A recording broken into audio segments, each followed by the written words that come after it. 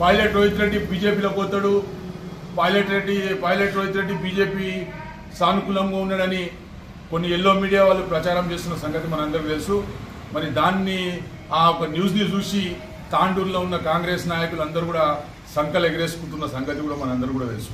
నేను చెప్తున్న ఈ సందర్భంగా పైలట్ వస్తాడు, ఖచ్చితంగా తాండూరు నియోజకవర్గంలో కాంగ్రెస్ కార్యకర్తలు పరిగెత్తిస్తాడని చెప్పేసి కూడా ఈ సందర్భంగా మీ అందరూ కూడా తెలియజేసుకుంటున్నాను.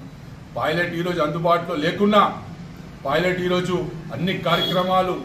అన్ని పార్టీ కార్యక్రమాలు కూడా సజావుగా కొనసాగుతున్న సంగతి కూడా మనందరూ కూడా తెలుసు.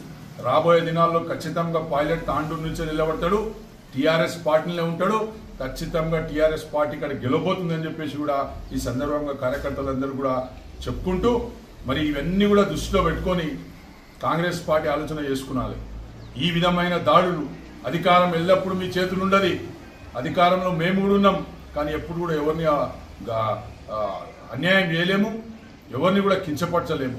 కాబట్టి నేను ఈ సందర్భంగా ఒకటే చెప్తున్న కాంగ్రెస్ పార్టీకి, దయచేసి మీరు ఇంకోసారి మా నాయకులపై కానీ మా కార్యకర్తలపై కానీ లేకుంటే మా పార్టీపై కానీ మీరు నిందలేస్తే మాత్రం ఖబర్దార్ అని చెప్పి హెచ్చరిస్తూ ముగిస్తున్నాను. జై హింద్, జై తెలంగాణ.